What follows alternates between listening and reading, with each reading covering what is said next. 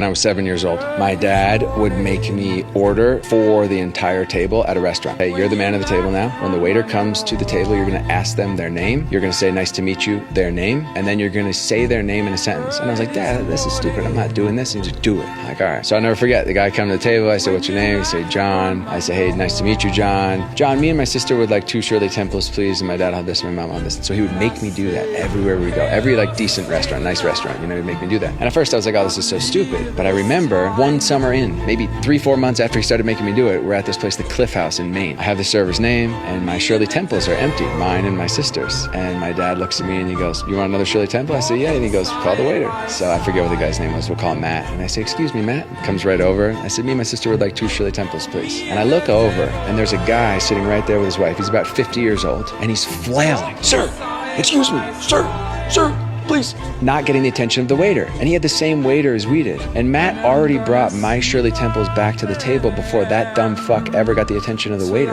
Why? Because everybody's a fucking sir. You have zero control of any situation if you do not have the name of the person.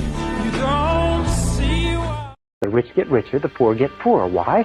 It's because the rich think about wealth and affluence all the time. And what do the poor think about? The poor think about lack, loss, and limitation, risk, danger, fear, failure all the time. So if you want to unlock your potential, if you want to go straight to the stars, you have to use the law of substitution to keep your mind on what you want. Use the law of concentration to dwell continually on the results you desire. Be solution-centered rather than problem-centered. Be goal-centered rather than loss-centered. And the law of subconscious activity will begin to adjust your words, your actions, your feelings, your emotions, and everything to the point where you will draw into your life the people and circumstances that will harmonize with it.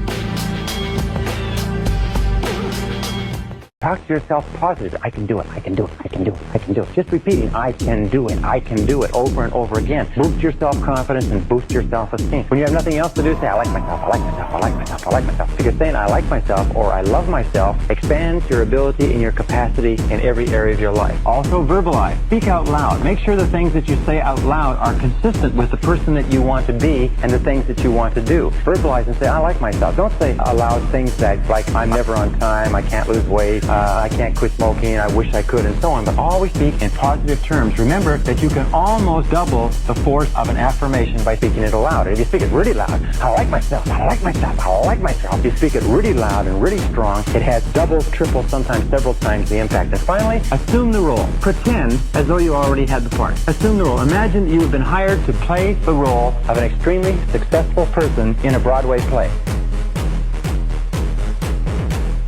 It's for 21 days. We want you to keep your mind on what you want and keep it off of what you don't want. Keep your conversation on what you want. Keep your conversation off of what you don't want. Keep your dreams, your imagination, your thoughts, your feelings, everything in your environment consistent with what you desire, and keep it off of what you don't want. Now, why do we pick 21 days? Well, very good reason. You see, it takes 21 days for a chicken that has a brain the size of a pea to sit patiently, calmly, faithfully on an egg to hatch the egg. Now, we feel that if a chicken with a little brain like that can sit on an egg for 21 days without seeing any change, just in faith, for 21 days it can sit there on that egg, then we could probably ask adults who have brains that are the size of 3 pounds, that have 12 to 20 billion cells, and have the capacity to remember and retain all the knowledge known to man, if their brain could be tapped, we ask them to keep at it for 21 days. If you will go on a positive mental attitude diet for 21 days, keep your mind on it, the goal is to become what we call a purely positive person. A purely positive person.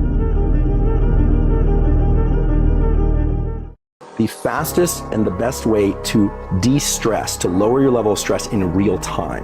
And this is very important because life is stressful, right? Like, we can't control external events. And we hear all this stuff like meditate, vacation, massage, do all this stuff, but that's great. But what if you're stressed in the moment, right? You're about to give a talk, or you're in a difficult conversation, or, you know, the world seems to be spinning around you. The physiological sigh brings your level of stress down immediately, very quickly, and we all have the capacity to do it. And it's done the following way.